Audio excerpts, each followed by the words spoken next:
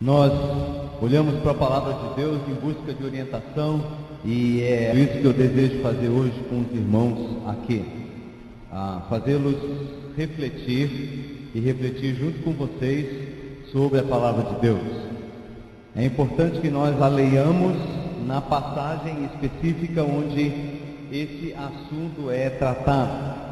Então, se você está aí acompanhado da sua Bíblia, eu peço que você a abra para o capítulo 11 da primeira carta de Paulo aos Coríntios.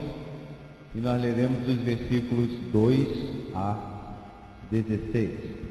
Primeira aos Coríntios, capítulo 11, versículos 2 a 16. Antes de nós lermos, vamos pensar um pouquinho sobre essa carta. A primeira carta de Paulo aos Coríntios pertence àquele conjunto de cartas que nós poderíamos chamar de cartas eclesiológicas, cartas de Paulo voltadas para a igreja e o seu funcionamento. São cartas provocadas por situações específicas no contexto dessas igrejas e que foram motivadas pelo desejo do apóstolo Paulo de corrigir dificuldades ou problemas, de apresentar a maneira pela qual a igreja devia responder a essas situações.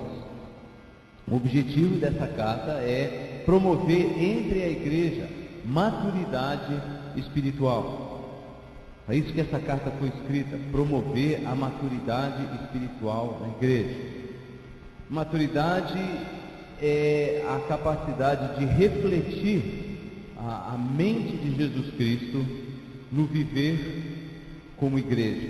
Essa é a preocupação de Paulo. E basicamente ele vai dizer nessa carta que a verdadeira maturidade espiritual promove relacionamentos em que o poder libertador e a graça unificadora de Jesus Cristo se manifesta. O poder de Jesus de nos libertar de nossos antigos hábitos pecaminosos, de nossos antigos pensamentos humanos, e a graça que é capaz de unir pessoas de origens diferentes, contextos diferentes, hábitos diferentes, famílias diferentes, num corpo em que o amor prevaleça sobre o conhecimento, que o amor prevaleça sobre os dons e o seu uso, que o amor prevaleça sobre os hábitos sociais que essas pessoas trouxeram para a igreja. Esse é o contexto dessa carta, é o contexto desse capítulo. Maturidade espiritual. Maturidade não é apenas idade. Maturidade é a aplicação da mente de Jesus Cristo às diversas situações e relacionamentos da vida. Eu gostaria que essa fosse a tônica do nosso estudo hoje aqui. A maturidade é a aplicação da mente de Cristo às situações, aos problemas, aos relacionamentos que nós enfrentamos no nosso dia a dia como igreja. Então eu vou ler a passagem, os irmãos podem acompanhar em suas versões. De fato, eu vos louvo porque em tudo vos lembrais de mim e retendes as tradições assim como eu vô-las entreguei. Ontem eu lhes disse que Paulo usava de ironia.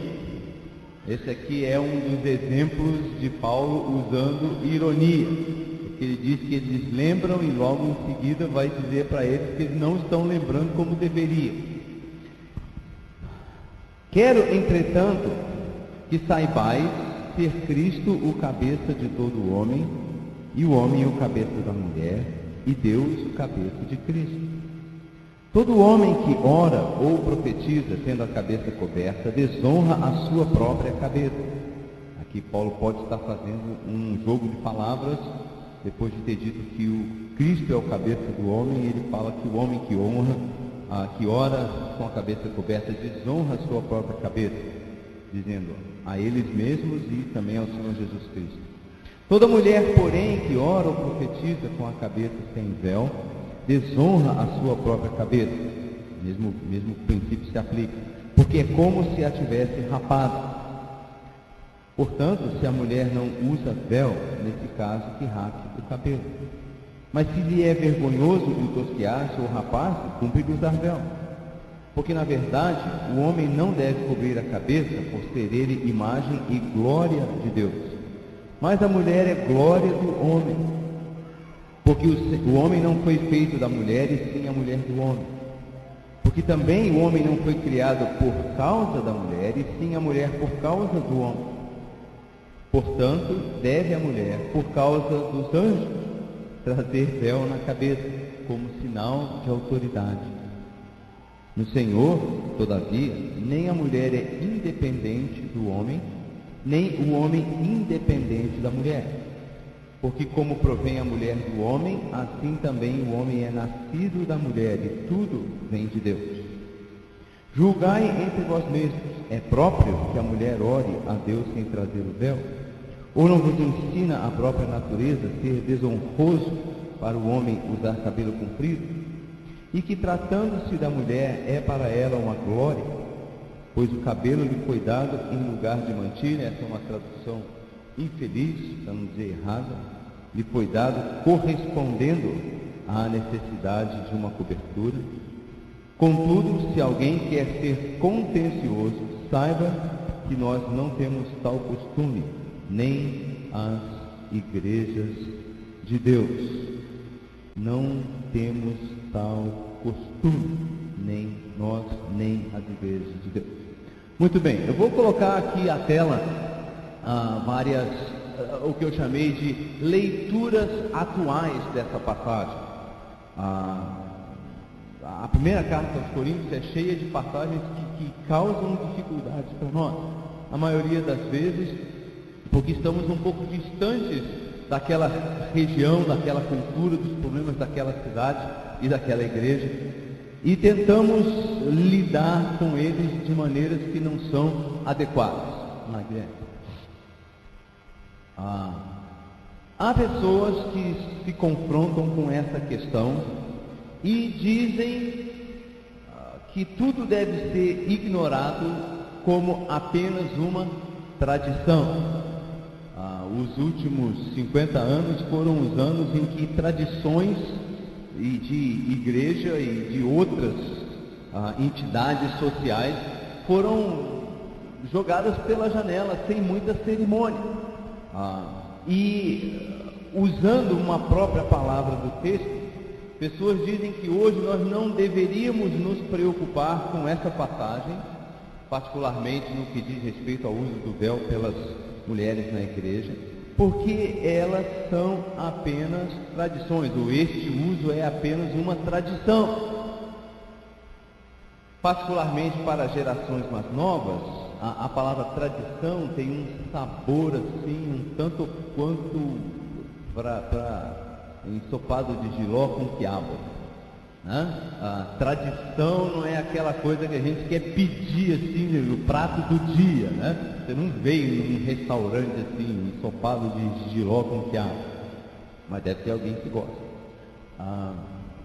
Pelo menos um de cada vez, né? A gente precisa explicar isso um pouquinho mais para frente, que vamos fazer. Outra leitura dessa passagem é que ela trata de uma questão cultural, e por isso é limitada ao período em que a carta foi escrita, primeiro século da era cristã, e especificamente ao local ao qual a carta foi dirigida, a cidade de Corinto. Nós não encontramos menção a esse problema na carta aos Romanos, na carta aos Tessalonicenses, ou na carta aos Efésios, e na carta aos Gálatas, só lá em Corinto. Então é uma passagem coríntia. Por favor, não falem que é corintiana, isso é outra coisa. É uma passagem exclusiva daquela situação cultural na cidade de Corinto, onde havia uma tendência de trazer para dentro da igreja certas práticas que eram comuns na sociedade exterior, e onde mulheres cuja vida passada, anterior à sua conversão, era marcada por essa grande liberdade. Então Paulo teria dito, nesse contexto, esse tipo de prática é necessário. Uma terceira leitura atual de teólogos e escritores e pastores é que essa é uma passagem particular. e deveria ser interpretada à luz de passagens mais universais, como por exemplo Gálatas 3:28. A gente precisa ler essas duas passagens, então deixa o dedo marcado aí em 1 Coríntios capítulo 11, e vamos dar um pulinho primeiro em Timóteo, 1 Timóteo capítulo 2. 1 Timóteo capítulo 2 também é uma carta sobre a prática da igreja, e por isso, dizem alguns, particular para aquele período e para aquela situação. 1 Timóteo capítulo 2, versículos 11 e 12. A mulher aprenda em silêncio com toda submissão, e não permita que a mulher ensine nem exerça autoridade de homem, ou autoridade sobre homem, esteja, porém, em silêncio. Então, os que argumentam assim, sugerem que essa passagem, juntamente com 1 Coríntios 11, devia ser entendida num contexto mais amplo, que embora Paulo tivesse limitado nessas ocasiões a atividade feminina no contexto da igreja, o versículo que deveria dominar todo o pensamento dos cristãos sobre a relação homem e mulher no contexto da igreja é Gálatas capítulo 3, versículo 28. Eu vou ler.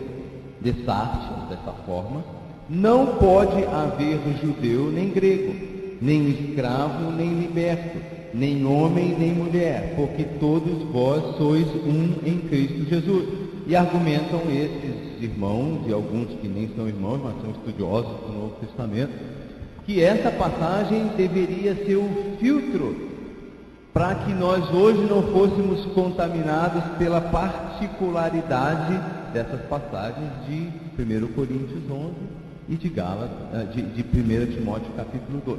Então você passa 1 Coríntios e 1 Timóteo na peneira de Gálatas, e o que sai é que hoje todo mundo é igual, todas as responsabilidades são iguais, todos os papéis são iguais, todos os privilégios são iguais, tudo é igual entre homem e mulher. Vocês devem estar presumindo pelo meu tom de voz que eu não concordo com isso, e presumiram corretamente, realmente não concordo.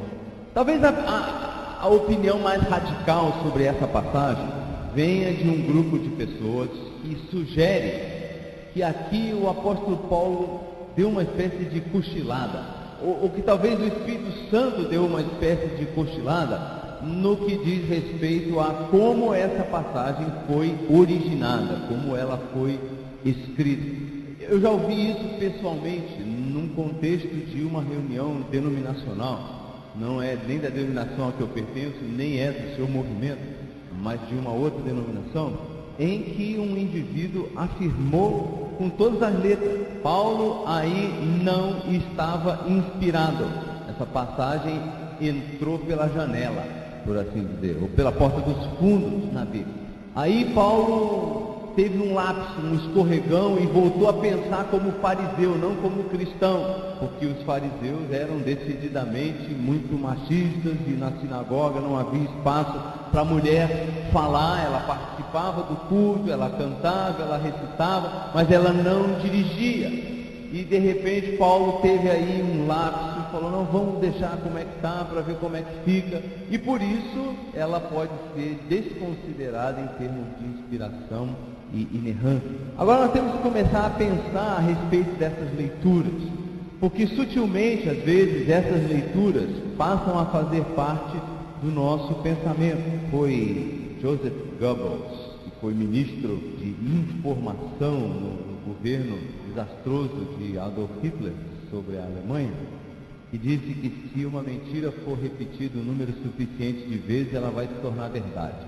Eu suspeito que isso às vezes acontece no contexto da igreja, à medida que nós começamos a ouvir certas vozes aí por fora, falando conosco e nos persuadindo de que o que Deus falou não é bem assim, e o que está sendo falado aí fora é que é realmente verdade.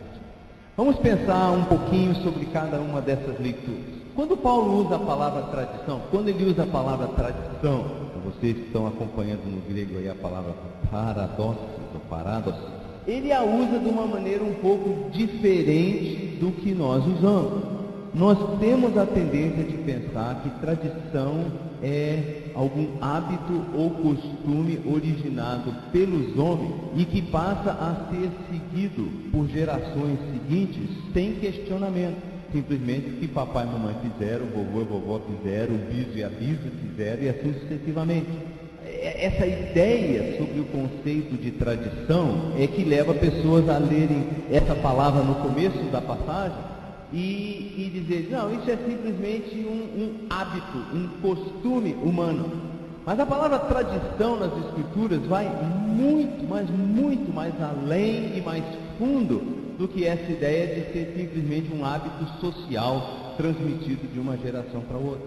Quando Paulo usa a palavra tradição, ele se refere a coisas das quais nós não gostaríamos de abrir mão de uma geração para outra, simplesmente porque o mundo mudou, simplesmente porque agora as coisas já não são mais como no tempo do papai, da mamãe, ou do vovô e da vovó. Em 1 Coríntios 11, nesse mesmo capítulo, no versículo 23, nós lemos Paulo se referindo à ceia do Senhor como uma tradição. É verdade que a palavra, o substantivo não está presente aí, mas o verbo relacionado a ele está presente. No versículo 23, Paulo diz, e eu vou traduzir diretamente do grego, porque eu recebi da parte do Senhor aquilo que também tradicionei a vocês. Paulo usa um verbo que é ligado na sua raiz à palavra tradição. Nós não temos esse verbo em português e por isso traduzimos entreguei, mas a força do verbo é justamente essa. Assim como eu comecei a falar com vocês sobre a tradição do uso do véu, agora estou falando com vocês da tradição da ceia do Senhor.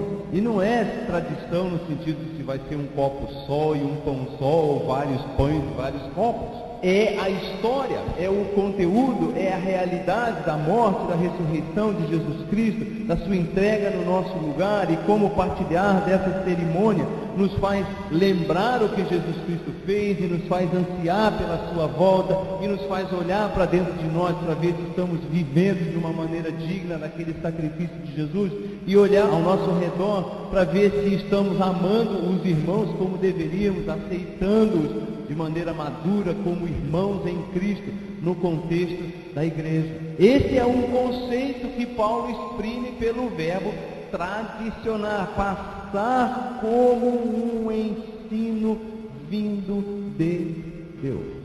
2 Tessalonicenses, capítulo 2, versículo 15, Paulo dá um outro exemplo do que ele chama de tradição. 2 Tessalonicenses, capítulo 2, versículo 15. A carta está falando sobre a segunda vinda de Jesus, o estabelecimento do seu reinado, o período que antecede a esse, que nós chamamos de tribulação. E no versículo 15, capítulo 2, Paulo diz assim: assim, pois, irmãos, permanecei firmes. Firmes no quê? Na fé. E guardai as tradições que vos foram ensinadas. O contexto dessa carta é a segunda vinda de Jesus Cristo. Paulo também chama isso de tradição. Por que nós estamos olhando dessa maneira? Porque a palavra tradição na Bíblia é muito mais rica em significado e em implicações para nós do que a igreja atual tem entendido a palavra. Não estamos aqui apenas falando de hábitos sociais. Estamos falando de verdades espirituais que precisam ser assim tratados com respeito e com obediência. Então, quando Paulo lá no segundo versículo do capítulo 11, o primeiro daquele assunto, fala sobre o uso do véu e usa a palavra tradição, ele está dizendo, esse é um ensino oral, um ensino apostólico. E precisa ser assim considerado. Não é a opinião de um professor do século XX ou XXI, é a palavra de Deus para a igreja dada oralmente por meio de um apóstolo. Na verdade, em 2 Tessalonicenses capítulo 2, versículo 15, Paulo faz questão de dizer, quer oralmente, quer por palavra, quer escritamente, por epístola. Então, a tradição, no sentido neotestamentário do texto, está ligada à própria transmissão da palavra de Deus para nós em forma escrita. É um caso muito sério. Nós não podemos descartar esse capítulo e as suas implicações, e as implicações não são apenas para as mulheres, eu quero chegar nesse ponto também. As implicações são muito mais profundas do que simplesmente dizer, eu vou seguir uma prática porque ela tem várias décadas de existência. Não, é porque ela vem do Senhor. Essa é a questão.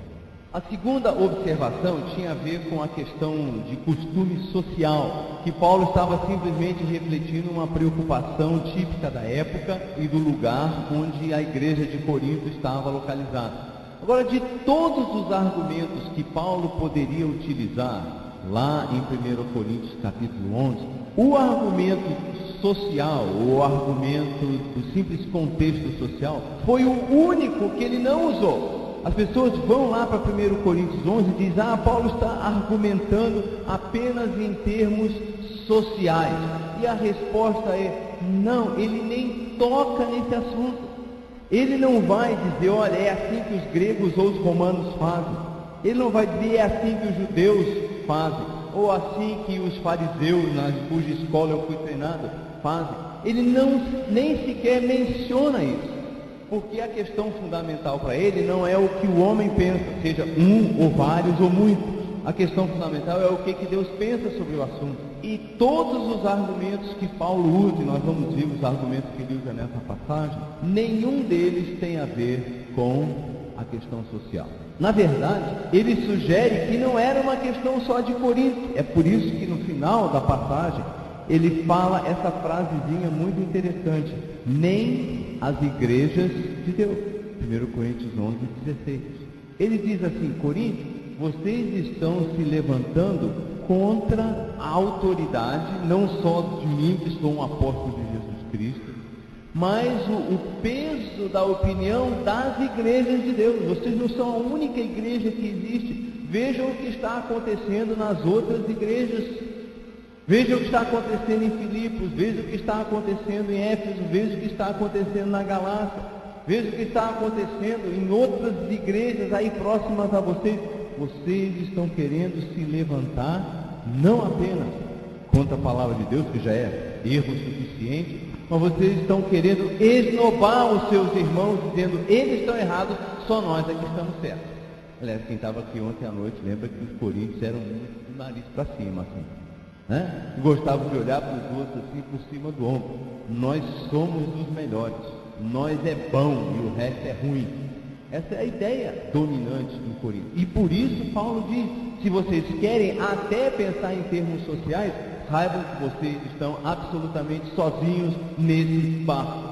As igrejas de Deus não pensam como você. Então, quando você ouvir, se você ouvir alguém argumentando contra o uso do véu e dizer que é apenas uma questão social, diga para a pessoa que usa esse argumento para você, me desculpe, eu creio que você não leu de maneira adequada 1 Coríntios capítulo 11.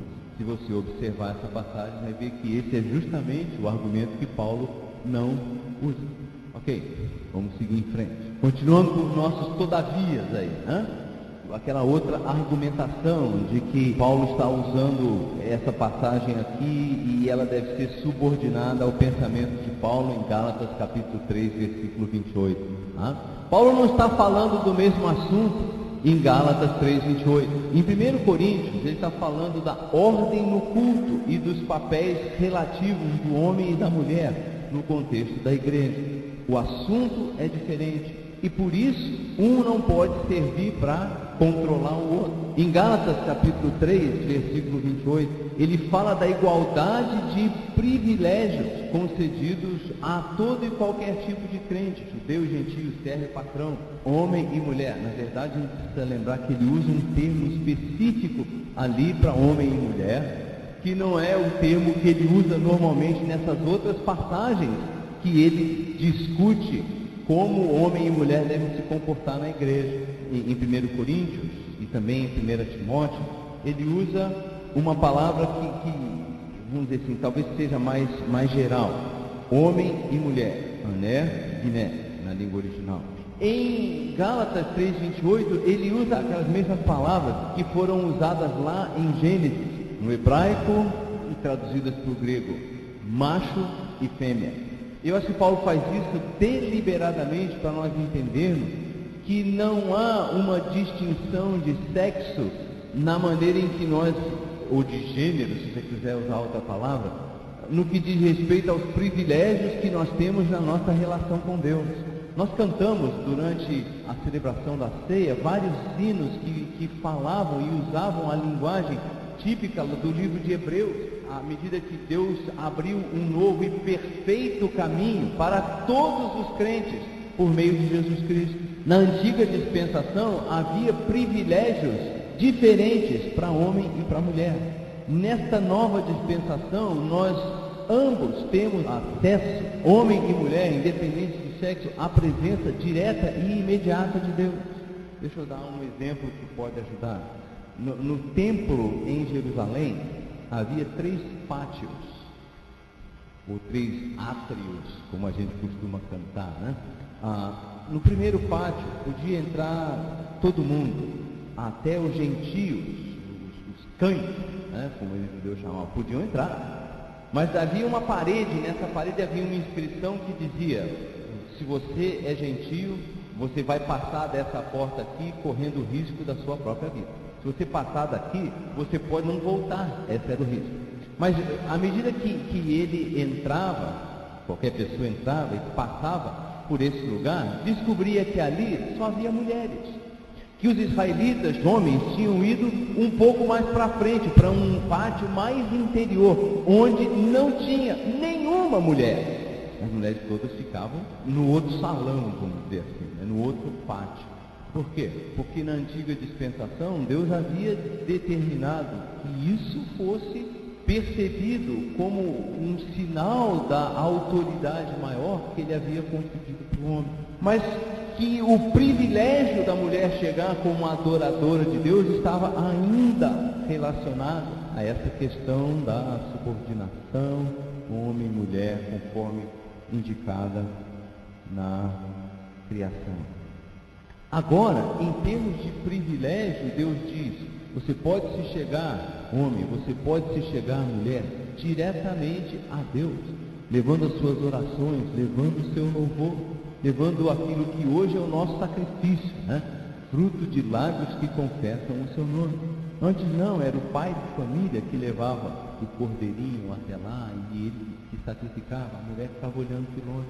Então Paulo está fazendo um contraste, não entre a igualdade, dizendo que o homem é superior à mulher, mas um contraste em termos de função no contexto do culto público. Isso é 1 Coríntios capítulo 11. Em Gálatas ele fala da igualdade de acesso que nós temos ao Pai. Agora, por isso, ele usa essa expressão: não tem nem judeu nem gentio. Os gentios tinham que ficar mais para trás ainda. Não há macho nem fêmea. As fêmeas tinham que ficar um pátio antes. Agora nós todos chegamos, judeus, gentios, servos, senhores, homens e mulheres, diante de Deus, livres para adorá-lo, livres para exaltá-lo, oferecer o nosso louvor e a nossa gratidão, sem barreiras. São 2 assuntos distintos e nós não podemos jogar uma passagem contra a outra para dizer que agora vale qualquer coisa na igreja. Esse ensino está correndo por aí, mas deveria ser rejeitado. Última observação: não devemos confundir condição igual com responsabilidade igual. Eu vou falar um pouquinho mais sobre isso depois. O último daqueles argumentos, e o mais pernicioso, o mais perigoso de todos, dizia que nessas passagens aí Paulo teve uma recaída do seu farisaísmo. Todavia, essa ideia de relegar qualquer passagem a um nível de subinspiração, isso aí é inspirado pelo nomucho, né? Isso aí é inspirado, mas está contaminado pelo pensamento humano de Paulo. Significa abrir um precedente extremamente perigoso, porque essa tem sido a atitude, a maneira de pensar de muitos intérpretes hoje, é que nós estamos vendo verdadeiras aberrações sendo permitidas e encorajadas no meio da igreja. Se isso vai ser verdade aqui, o que nós vamos dizer de passagens que falam sobre homossexualidade? O apóstolo Paulo não gaguejou nem pediu desculpas quando ele falou sobre esse assunto. ele apresentou isso como uma aberração.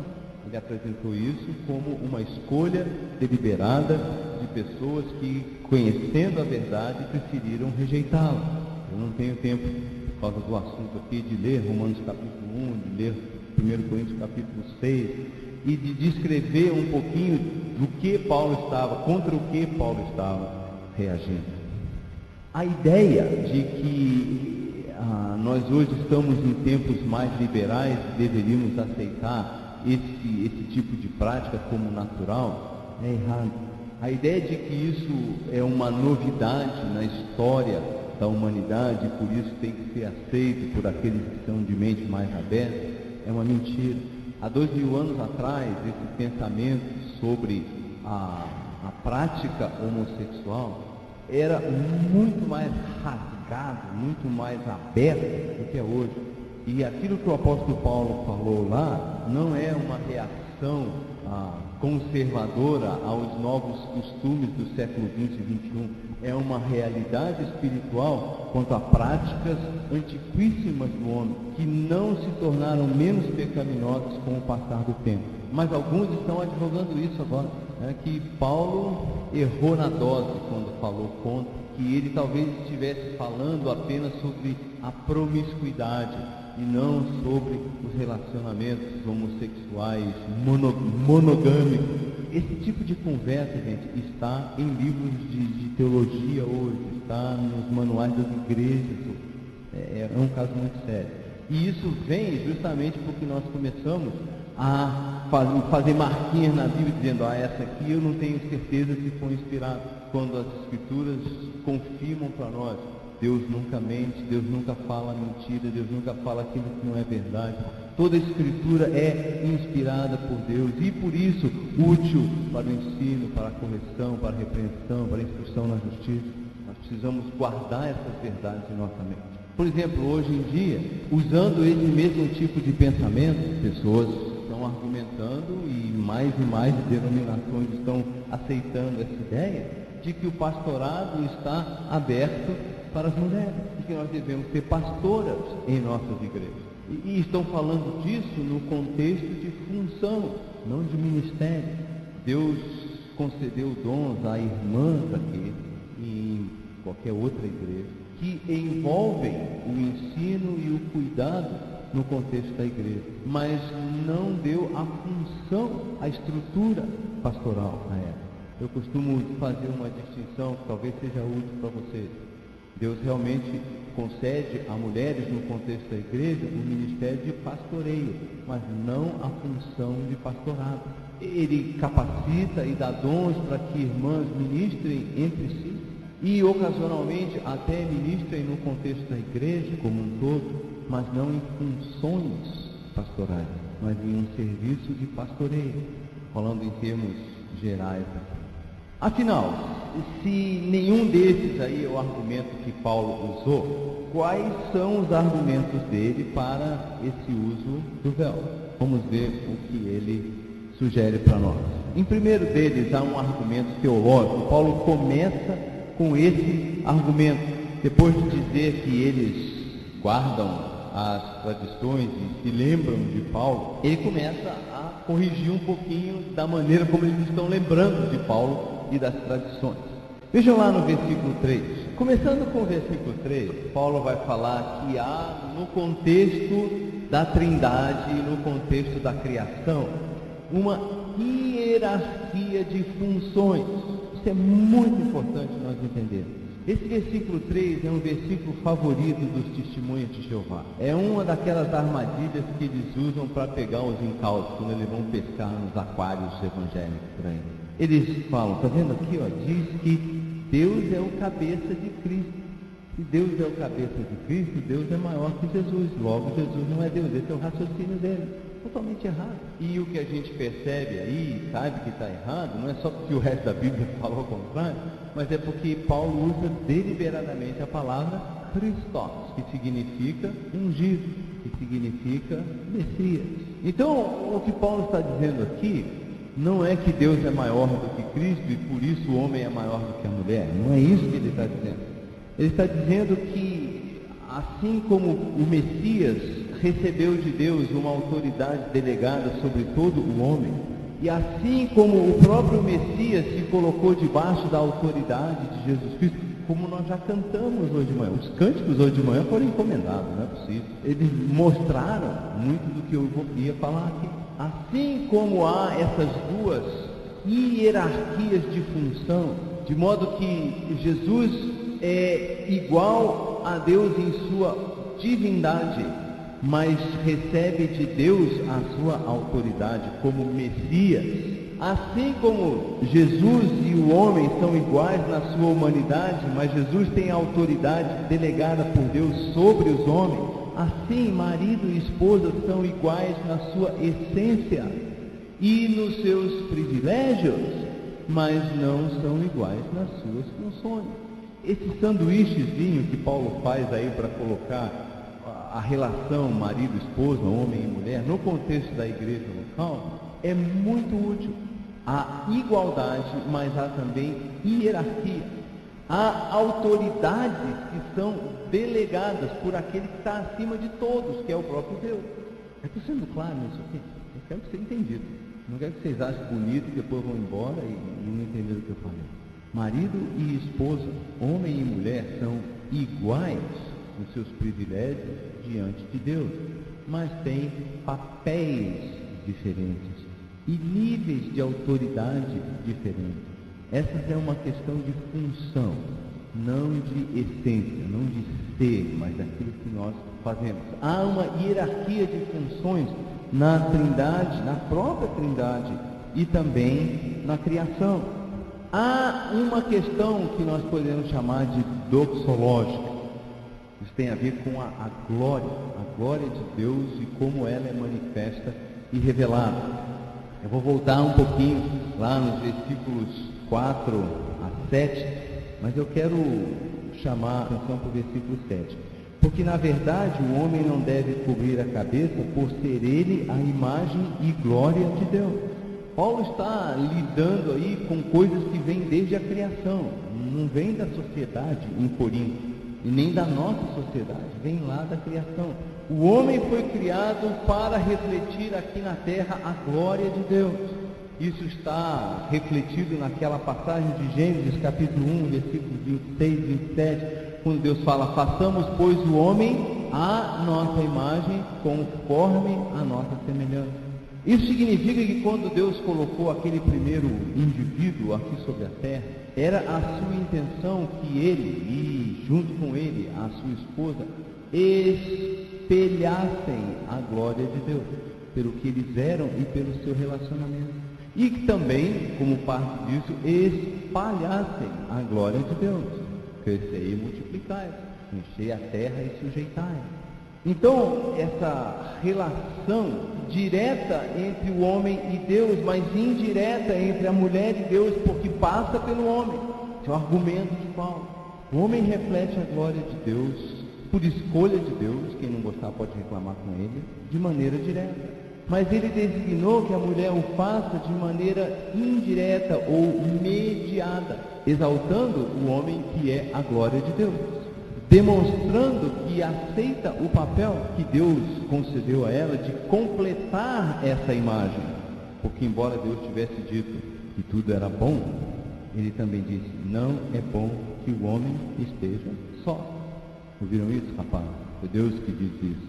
Dar-lhe-ei uma auxiliadora, uma ética, alguém que corresponda a ele e complete essa missão de juntos glorificarem a mim, Deus. Então, quando Paulo fala desse propósito doxológico, há uma atribuição de glória dentro dessa hierarquia. É por isso que Jesus podia falar: eu te glorifiquei na terra, consumando a obra que me deste a realizar. João capítulo 17. É uma questão de função. Mantermos a nossa função glorifica a Deus. Jesus Cristo fez isso. Nós, homens, quando assumimos nossa responsabilidade de liderança espiritual, glorificamos a Deus. Vocês, irmãs, quando assumem o seu papel de apoio e ajuda para que essa glória seja de fato concedida, glorificam a Deus. E na medida em que nós glorificamos a Deus dentro dessa hierarquia, nós nos sentimos mais realizados como pessoas. Nós nos sentimos mais felizes como indivíduos. Se estamos andando em fé e independência para com Deus. É comum ouvir de mulheres: eu me sinto frustrada por causa do meu papel, eu sou subordinada. E a resposta a isso não é muito agradável. A resposta a isso é: você não está reclamando do seu marido, você está reclamando de Deus. Porque foi Ele que deu essa responsabilidade de glorificar a Ele, motivando, animando, encorajando o seu marido a ser um líder espiritual no seu lar. Não assumir o papel no lugar dele. Eu sei que é difícil. Eu sei que costa ver o camarada lá plantado, sozinho, sentado na frente da televisão, ao invés de fazer o culto doméstico, ao invés de fazer a sua hora silenciosa, ao invés de levantar para ir para a igreja. Mas assumir o papel dele não resolve o problema, gera outros. A responsabilidade aí é encorajar. E há maneiras criativas, amorosas de fazer isso. A primeira delas é dobrar o joelho, mas eu estou entrando em um outro assunto, não é o meu assunto de hoje. Há uma atribuição de glória dentro dessa hierarquia proposta para Deus. E a mulher descobre e experimenta essa glória maior quando ela aceita a hierarquia, ao invés de se rebelar contra ela, que é uma situação muito típica de muitas igrejas hoje. Há um argumento que Paulo usa, que é o argumento eclesiológico. Ele invoca o testemunho da igreja. Ele chama outras igrejas para dizerem: isso tem sido aceito e tem sido praticado. E tem sido praticado por todas as igrejas. Por que é que vocês estão se rebelando? Por que vocês estão dizendo: nós descobrimos uma coisa melhor? Por que vocês estão dizendo: nós somos mais modernos, nós somos mais relevantes? Essa é a terrível palavra do século XXI. A igreja quer ser tão relevante que esquece que ela precisa ser fiel à palavra de Deus e sacrifica a fidelidade à palavra de Deus no altar da relevância. Paulo usa vários argumentos, tem mais um ainda. Ele invoca a presença dos anjos. Agora, quando ele coloca os anjos na jogada aí, a gente sabe que há um problema. Ao longo da história, esse versículo gerou muitos problemas. Portanto, deve a mulher, por causa dos anjos, trazer o véu na cabeça como sinal de autoridade. Já teve todo tipo de interpretação. A mais estranha delas, mas infelizmente bastante comum, é que os anjos ficam assim, muito excitados quando veem mulheres sem véu na igreja. Tem vários erros nessa ideia. Ela é uma ideia antiga, isso não é uma coisa que surgiu agora, vem de dezenas de séculos atrás. Primeiro, porque atribui aos anjos uma sexualidade que a Bíblia diz que eles não possuem. E depois limita essa questão do véu e de sua relação com a hierarquia na igreja a simplesmente uma questão de não deixar os anjos muito oriçados aí no contexto da igreja.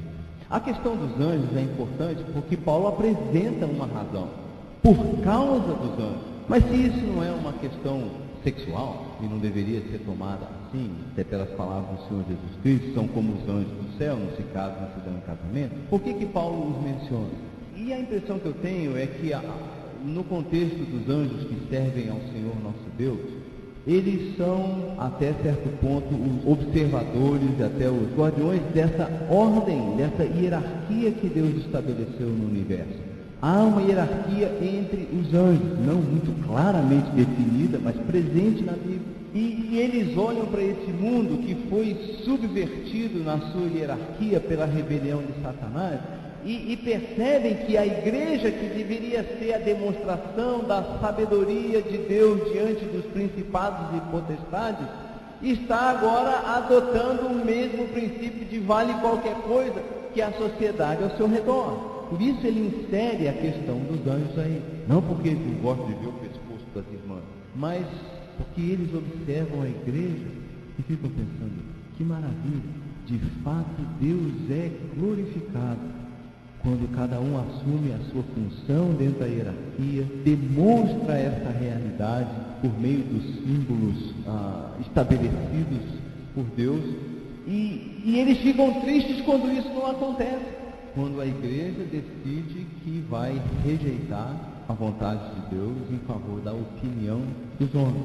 Há um argumento relacional que Paulo usa também, e esse está presente aí nos versículo 4 até o versículo 9. Paulo vai falar que o relacionamento entre os dois sexos, entre homem e mulher, vem de uma dependência. Na criação original, Paulo sempre volta a ela, e volta a ela também lá em 1 Timóteo capítulo 2, na criação original, a criação da mulher foi dependente da criação do homem.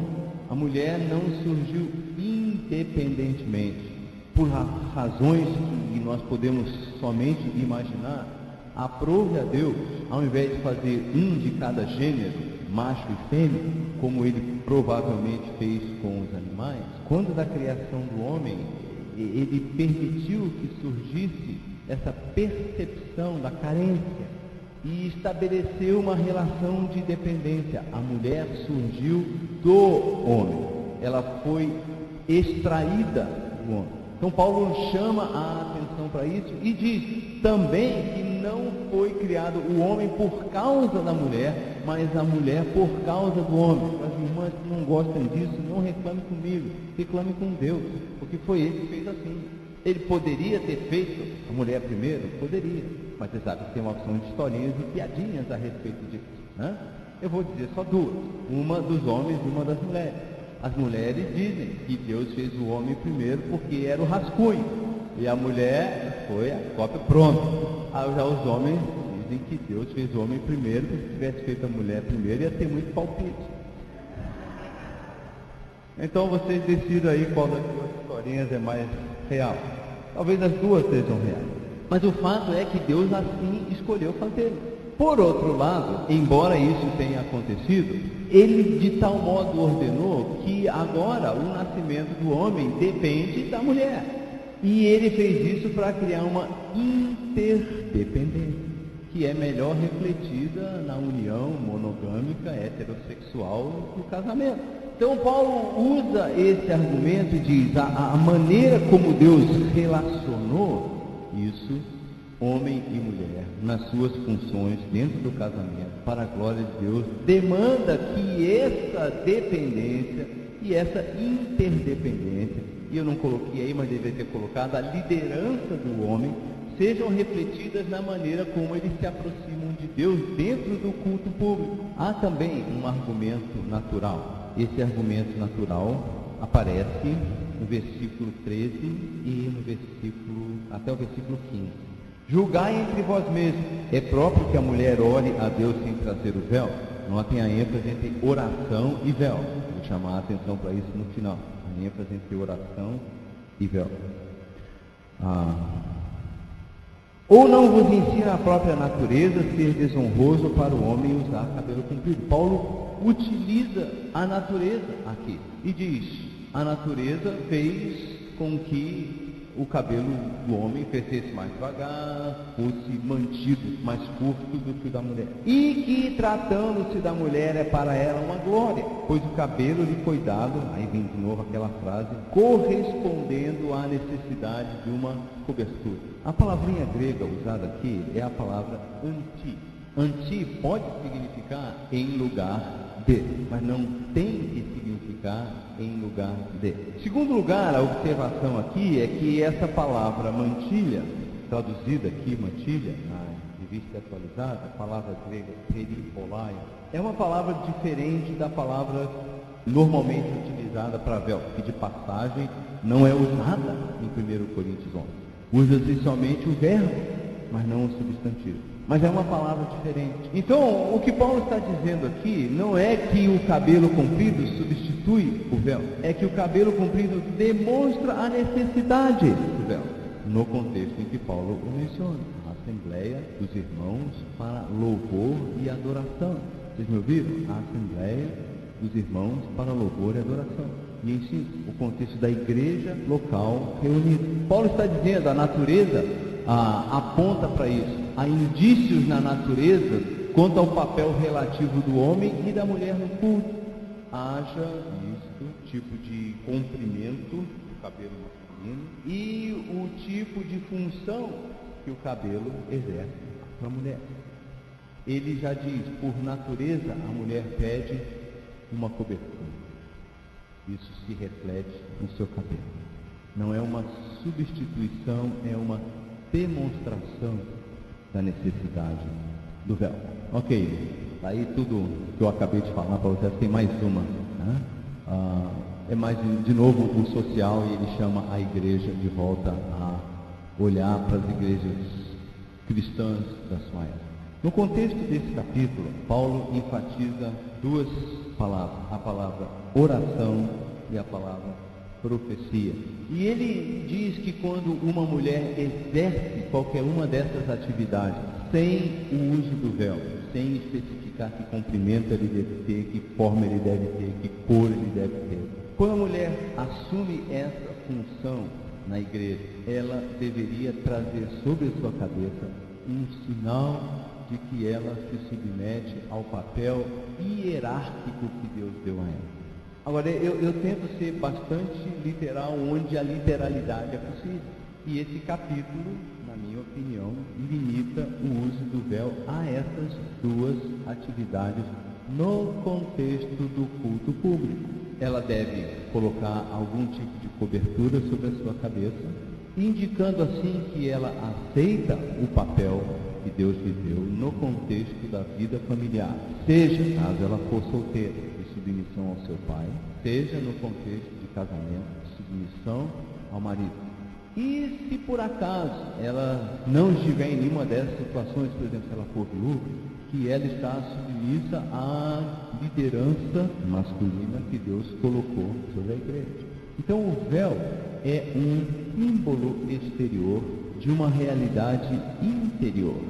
Isso é importante porque me dá a liberdade de dizer que Paulo não está se contradizendo em 1 Coríntios 11 e 1 Coríntios 14, e não está se contradizendo em 1 Coríntios 11 e 1 Timóteo 2, ou 1 Coríntios 14 e 2 Timóteo 2. Ele não proíbe absolutamente a mulher de falar, ele proíbe que ela ensine. No contexto do Novo Testamento, ensinar não é simplesmente levantar um dia na igreja e exortar e trazer uma palavra, é um hábito sistemático, é um processo de discipulado no contexto da igreja, de um grupo de cristãos.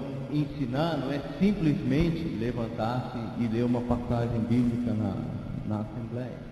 Eu sei que talvez seja novidade para alguns de vocês, mas eu desafio vocês a olharem e estudarem o conceito de ensino no Novo Testamento. Mas se pelo menos isso fosse observado, eu acho que nós estaríamos mantendo o ideal bíblico de que a igreja deveria ser o local onde a hierarquia que Deus colocou na criação e que Ele colocou no corpo de Cristo e na própria função de Jesus como Messias, nós estaríamos dando um exemplo às futuras gerações de que há uma realização e uma satisfação em assumir um papel que parece menos importante, mas que é igualmente importante e essencial para o bom funcionamento dos nossos lares e das nossas igrejas. Há uma mentira rolando solta por aí de que a máxima realização da mulher se encontra fora do seu lar. Isso está rolando faz mais ou menos uns 50 anos. E algumas das primeiras mulheres que saíram desfraudando essa bandeira aí, estão voltando para casa com as bandeiras enroladas, como o time que perde na hora da decisão. E elas estão dizendo, não valeu a pena. Eu não me tornei mais realizada, eu não me tornei financeiramente independente. E agora o que eu tenho? Eu tenho uma vida cansada, eu tenho um casamento desfeito, eu tenho filhos rebeldes, eu tenho sozinha cuidar de meus pais que estão doentes com Alzheimer. Por quê? Porque eu desprezei o critério básico que Deus colocou no coração do homem e colocou também na sua palavra e assumi uma função que não era minha. Eu não consegui fazer. As mais honestas estão dizendo isso. Outras continuam tentando tapar o sol com a peneira. Outra observação: o símbolo é importante, mas a realidade é mais importante. A realidade é abraçar esse papel que Deus deu no coração. É possível usar o véu e não ser submisso? Claro. Aí o véu se torna um instrumento de hipocrisia e começa a se tornar um motivo de descrédito para todo o plano que Deus tem para a família e igreja. Então, a exortação às irmãs, particularmente aquelas que estão casadas, é que o uso do véu reflita a realidade interior no seu coração e reflita a realidade exterior na sua família.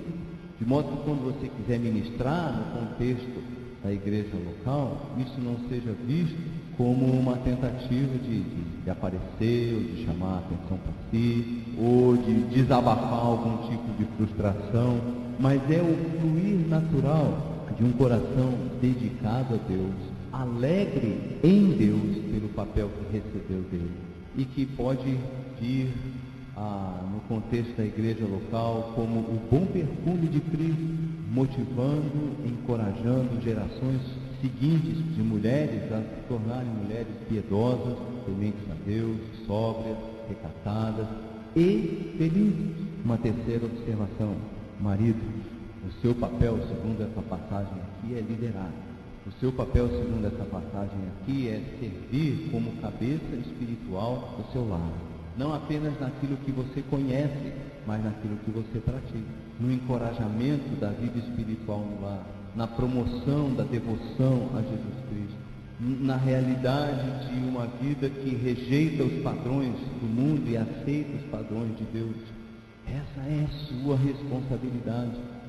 E na medida em que você fizer isso, vai ser mais natural, fácil, não vai ser fácil, vai ser mais fácil, que a sua esposa assuma o papel que Deus deu a ela com alegria.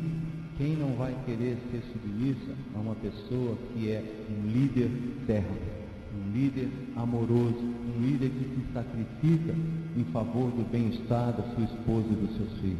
Então, a responsabilidade, em um certo sentido maior, repousa sobre nossos ombros como homens e maridos, de criar, de pedir que Deus o ajude a criar um tal ambiente no seu lar e uma atitude de submissão voluntária, alegre, seja possível, e que isso se reflita no uso adequado do véu, no contexto da igreja. O mínimo que deveríamos fazer seria obedecer a palavra de Deus. Se a mulher ora ou profetiza com a cabeça descoberta, está trazendo desonra para si mesma e para o seu marido. Se o homem profetiza com a cabeça coberta, e é difícil, particularmente vocês rapazes aí com seus bonezinhos, né? Eu ando lá pelo seminário, na hora da capela, dando tapinha nos bonezinhos dos rapazes, porque na hora da oração, eles estão de boné na cabeça, estão desobedecendo a palavra, tanto quanto estaria uma mulher que não estivesse com o uso do véu. Particularmente, não vamos olhar para essa passagem como se fosse um apêndice supurado em 1 Coríntios que deve ser ignorado. É a palavra de Deus a ser obedecida e honrada. E o mínimo que podemos fazer é adotar os padrões que Deus estabeleceu para marido e esposa. Marido, assuma o seu papel de líder, exerça-o em casa, exerça-o na igreja. Se alguém quer ser contencioso, lembre-se que nós não temos tal costume, nem as igrejas de Deus. Retemos as tradições como elas foram tradicionadas para nós, pelos apóstolos do Senhor Jesus Cristo. Meu tempo estourou em 5 minutos e eu vou parar aqui. Nós vamos ter almoço. Se você tem alguma pergunta que quiser fazer, trocar uma figurinha a respeito disso, estou disposto a fazê-lo, tá bom? Nós vamos abrir isso aqui agora para não prejudicar o restante das atividades. Mas eu quero desafiar vocês a olharem para a palavra, dependerem da palavra, acreditarem nela, colocarem ela em prática nas suas vidas. Baixe a sua cabeça, meus amigos. Pai, nós sabemos que obedecer-te muitas vezes tem um preço alto. Às vezes é ser mal compreendido, mal entendido por aqueles que estão à nossa volta, sejam eles teus filhos ou não. Às vezes é incorrer no escárnio, na zombaria daqueles que não te conhecem. Às vezes é sofrer perseguição por querer seguir os teus padrões de ética, de comportamento. E por isso confessamos que precisamos da tua ajuda sempre para obedecer. Que a nossa motivação não seja o temor ao homem, a preocupação com o que os homens pensam, mas o temor a Ti e a preocupação com aquilo que Tu pensas a respeito da nossa maneira de responder a Ti.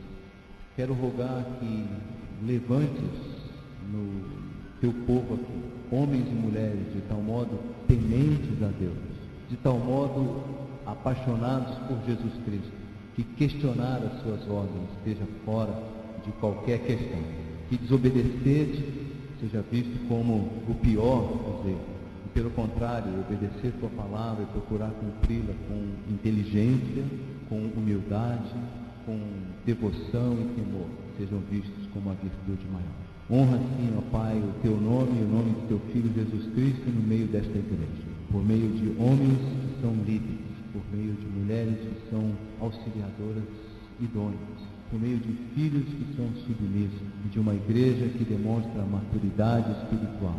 Nós pedimos isso e agradecemos, em nome de Jesus. Amém.